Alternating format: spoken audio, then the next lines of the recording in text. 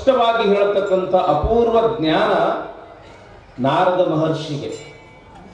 ಜಗತ್ತಿನ ಎಲ್ಲರ ಭವಿಷ್ಯ ಹೇಳ್ತಾನ ನಾರದ. ನಮ್ಮ ಭವಿಷ್ಯನು ಕೇಳೋನು ಅಂತ ಯಾರಿಗಾಸೆ ಆತು? ಲಕ್ಷ್ಮಿಗಾತು. ಯಾಕೆ? ಲಕ್ಷ್ಮಿ ಸ್ವಭಾವ ಏನು? ಚಂಚಲ. ಹೌದಲ್ರಿಪ್ಪ? ಸ್ಥಿರ ಏನು ಲಕ್ಷ್ಮಿ? ಲಕ್ಷ್ಮಿ ಸ್ಥಿರ ಅಲ್ಲ.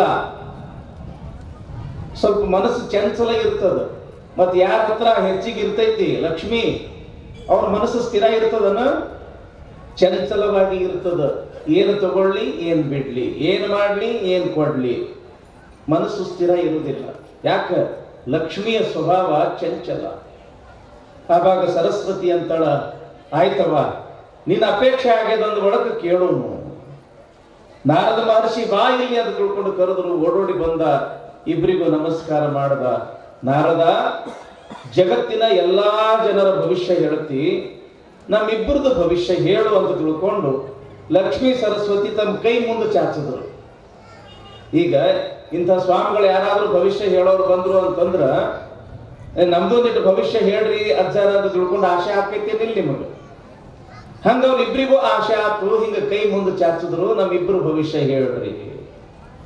ಅವಾಗ ನಾರದ ಮಹರ್ಷಿ ಅಂದ, ಯವ್ವ ನಿಮ್ಮಿಬ್ಬರು ಭವಿಷ್ಯ ಕೈ ನೋಡಿ ಹೇಳೋದಿಲ್ಲ, ನಿಮ್ಮ ನಡಿಗೆ ನೋಡಿ ಹೇಳುತ್ತೀನಿ. ಬಹಳ ಚಂದದ ಲಕ್ಷ್ಯ ಕೊಟ್ಟು ಕೇಳ್ರಿ. ನಿಮ್ಮಿಬ್ಬರು ಭವಿಷ್ಯ ಕೈ ನೋಡಿ ಹೇಳೋದಿಲ್ಲ, ನಿಮ್ಮಿಬ್ಬರು ನಡಿಗೆ ನೋಡಿ ಹೇಳ್ತೀನಿ. ಅದಕ್ಕೊಂದು 4 ಹೆಜ್ಜೆ ಹಿಂಗ್ ಹೋಗಿ ಹಿಂಗ ಬರ್ರಿ. ಆಯ್ತು ಅಂತ ತಿಳ್ಕೊಂಡು ಮೊದಲಿಗೆ ಲಕ್ಷ್ಮಿ ನಂದ ಭವಿಷ್ಯ ನಾ ಮೊದಲು ಕೇಳಬೇಕು ಅಂತ 4 ಹೆಜ್ಜೆ ಹಿಂಗ್ ಹೋಗಿ ಹಿಂಗ್ ಬಂದಳು.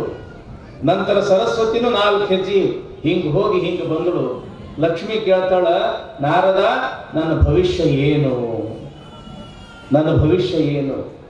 ಅವಾಗ ಎಷ್ಟು ಚಂದ ಹೇಳ್ಬೇಕು ನಾರದ ಮಹರ್ಷಿ, ಯವ್ವ ಲಕ್ಷ್ಮಿ ನೀ ಬರುವಾಗ ಬಹಳ ಚಂದ ಕಾಣಿಸ್ತೀಯವ್ವ, ಹೋಗ ಎಳಗೆ ಮಾತ್ರ ಬಹಳ ಅಸಹ್ಯ ಕಾಣಿಸ್ತಿ. ನೋಡಿ ಲಕ್ಷ್ಮಿ ಭವಿಷ್ಯ ಹೇಳ್ತಾನವ. ಖರೆ ಐತೆ ಸುಳ್ಳೈತು? ಲಕ್ಷ್ಮಿ ನೀ ಬರುವಾಗ ಬಹಳ ಚಂದ ಕಾಣಿಸ್ತಿ, ಹೋಗ ಎಳಗೆ ಮಾತ್ರ ಬಹಳ ಅಸಹ್ಯ ಕಾಣಿಸ್ತಿ. ಗೊತ್ತಾತ್ರಿವ ನಾ ಹೇಳೋದು? ಇವ್ರಕ್ಕಿಂತ ಮೊದಲು ನಿಮ್ಗೆ ಗೊತ್ತಾಗ್ತದ. ಹೌದಲ್ಲ?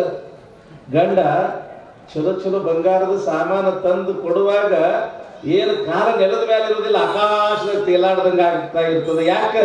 ಲಕ್ಷ್ಮಿ ಬರ್ತಿರ್ತಾಳ.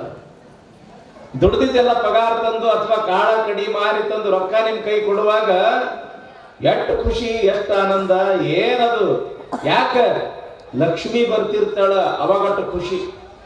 ಲಕ್ಷ್ಮಿ ನೀ ಬರುವಾಗ ಬಹಳ ಚಂದ ಕಾಣಿಸ್ತಿ. ಹೌದಲ್ರಿಪ್ಪ? ನಾ ಶರಣರಿಗೆ ಕೇಳ್ತೀನಿ, ಒಂದಿಟ್ಟು ರೊಕ್ಕ ರೂಪಾಯಿ ಬಂಗಾರ ಬೆಳ್ಳಿ ಆಸ್ತಿ ಅಂತಸ್ತು ಬರುವಾಗ ಎಷ್ಟು ಖುಷಿ ಅನಿಸ್ತದ, ಬಹಳ ಆನಂದ ಅನಿಸ್ತದ. ಯಾಕ ಅಂತಂದ್ರ ಲಕ್ಷ್ಮಿ ಬರುವಾಗ ಸಂತೋಷ ಕೊಡ್ತಾಳೆ ಹೊರತು ಹೋಗುವಾಗ ಸಂತೋಷ ಕೊಡುವುದಿಲ್ಲ.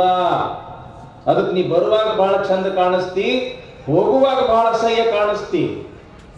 ಯಾವಾಗ ಬಂದಿರತಕ್ಕಂತ ಲಕ್ಷ್ಮಿ ಹೋಗಾಕ ಶುರು ಮಾಡಿದಳು, ಕಣ್ಣ ನೀರು ಕಪಾಳಕ್ಕೆ ಬರ್ತಾವ. ಯಾಕ್ರಿ ಸರ್? ಕಣ್ಣ ನೀರು ಕಪಾಳಕ್ಕೆ ಬರ್ತಾವ.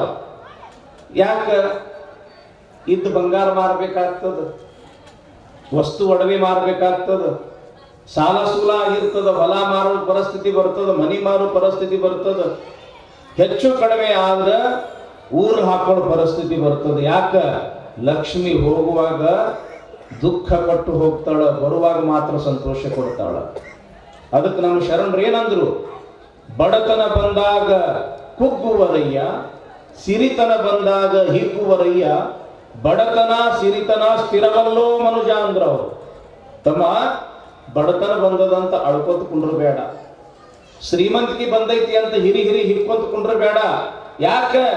ಇವೆರಡು ಹೆಂಗದವ ಅಂತಂದ್ರ ಸಂತೆಯ ಮಂದಿ. ಇವು ಹೆಂಗದ ಅಂತಂದ್ರ ಸಂತಿ ಮಂದಿ. ಸಂತಿ ಮಾಡಕ್ ಬರ್ತಾರ, ಮಾಡ್ಕೊಂಡು ಕೂಡಲೇ ಸಂತಿ ಖಾಲಿ ಆಗಿಬಿಡ್ತದ. ಈಗ ಎಷ್ಟು ಜನ ಐತೆ ಅನಿಸ್ತದ. ಪ್ರವಚನ ಮುಗಿದ ಕೂಡಲೇ ಕುಂತಿರ್ತೀರ ನೀವು, ನಿಮ್ಮ ಮನೆಗೆ ಹೋಗ್ಬಿಡ್ತೀರಿ. ಹಂಗದ ಇದು. ಲಕ್ಷ್ಮಿ ಸಂಪತ್ತು ಶಾಶ್ವತವಾಗಿ ನಮ್ಮ ಹತ್ರ ಇಡುವುದಿಲ್ಲ. ಆಕಿ ಬರ್ತಾಳು ಹೋಗ್ತಾಳು, ಬರ್ತಾಳು ಹೋಗ್ತಾಳು. ಅದಕ್ಕೆ ಬಡತನ ಬಂದದಂತ ಅಡ್ಕೊಂತ ಕುಂಡ್ರಬೇಡಪ್ಪ, ಶ್ರೀಮಂತಿಕೆ ಬಂದೈತಿ ಅಂತ ಹಿರಿ ಹಿಗ್ಗಕ್ಕೆ ಹೋಗಬೇಡ. ಯಾಕೆ ಅದು ಒಂದು ದಿವಸ ಹೋಗಾಕ ಬಂದಿರ್ತದ. ಅದಕ್ಕೆ ನಮ್ಮ ಒಬ್ಬ ಗರತಿ ಹೇಳ್ತಾಳ, ಬಂಗಾರ ಬಳಿಯುಟ್ಟು ಬಡವರನ್ನ ಬೈಬೇಡ, ಬಂಗಾರ ನಿನಗ ಸ್ಥಿರವಲ್ಲ, ಬಂಗಾರ ನಿನಗ ಸ್ಥಿರವಲ್ಲ ನನ್ನ ಮಗಳೇ, ಮಧ್ಯಾಹ್ನದ ಬಿಸಿಲು ಇಳಿದಂಗ. ಸೂರ್ಯ ನೆತ್ತಿ ಮೇಲೆ ಬಂದಿರ್ತಾನ, ಅಲ್ಲೇ ಉಳ್ಕೋತಾನೇನೋ ಮತ್ತೆ ಇಳಿಬೇಕಲ್ಲ. ಹಂಗ ಶ್ರೀಮಂತಿಕೆ ಬಂದಿರ್ತದ, ಶಾಶ್ವತವಾಗಿ ನಿಮ್ಮ ಹತ್ರ ಇರುವುದಿಲ್ಲ, ಮತ್ತದು ಒಂದು ದಿವಸ ಹೋಗಿಬಿಡ್ತದ. ಅದಕ್ಕ ಬರುತ್ತ ಹೋಗುತ್ತ ಇರುವವರು ಇಬ್ಬರು, ಒಂದು ಬಡತನ ಒಂದು ಶ್ರೀಮಂತಿಕೆ. ಇವರಿಬ್ರು ಗೆಳೆಯರು ಶಾಶ್ವತ ಅಲ್ಲ, ಇವರು ಬರ್ತಾರೋ ಹೋಗ್ತಾರೋ ಬರ್ತಾರೋ ಹೋಗ್ತಾರೋ. ಆದ್ರೆ ಒಂದು ಮಾತು ಮಾತ್ರ ನೀವು ಬಹಳ ಚೆನ್ನಾಗಿ ತಿಳ್ಕೋಬೇಕು, ಯಾವಾಗಲೂ ಕೂಡ ಸಮಾಧಾನದಿಂದ ಇರಬೇಕು. ಯಾವಾಗಲೂ ಕೂಡ ಮನಸ್ಸು ಮಾತ್ರ ಅದು ಗದ್ದಲಕ್ಕೆ ಹಾಕಬಾರ್ದು. ಅದಕ್ಕೆ ಬಡತನ ಬಂದಾಗ ಗದ್ದಲಕ್ಕೆ ಬೀಳಬಾರ್ದು, ಶ್ರೀಮಂತಿಕೆ ಬಂದಾಗ ಗದ್ದಲಕ್ಕೆ ಬೀಳಬಾರ್ದು. ಏನು ಅದ ಇದ್ದದ್ರೊಳಗ ಸಂತೃಪ್ತಿ ಪಡಬೇಕು. ಏನು ದೇವರು ಕೊಟ್ಟಾನ ಕೊಟ್ಟಿದ್ರೊಳಗ ಆನಂದ ಪಡಬೇಕು. ಅದ ನಿಜವಾಗಿರ್ತಕ್ಕಂಥ ಜೀವನ. ಹೆಂಗ್ರಿ ಅಜ್ಜಾರ ಇದ್ದದ್ರೊಳಗೆ ಹೆಂಗೆ ಸಮಾಧಾನ ಪಡಬೇಕು? ಮುಳ್ಳೂರು ಅಜ್ಜಾರು ಬರಕತ್ತಾರು. ಎಲ್ಲರೂ ಜೋರಾದ ಚಪ್ಪಾಳೆಯೊಂದಿಗೆ ಅಜ್ಜಾರಿಗೆ ನಾವು ಸ್ವಾಗತ ಮಾಡ್ಕೊಳ್ಳೋಣ.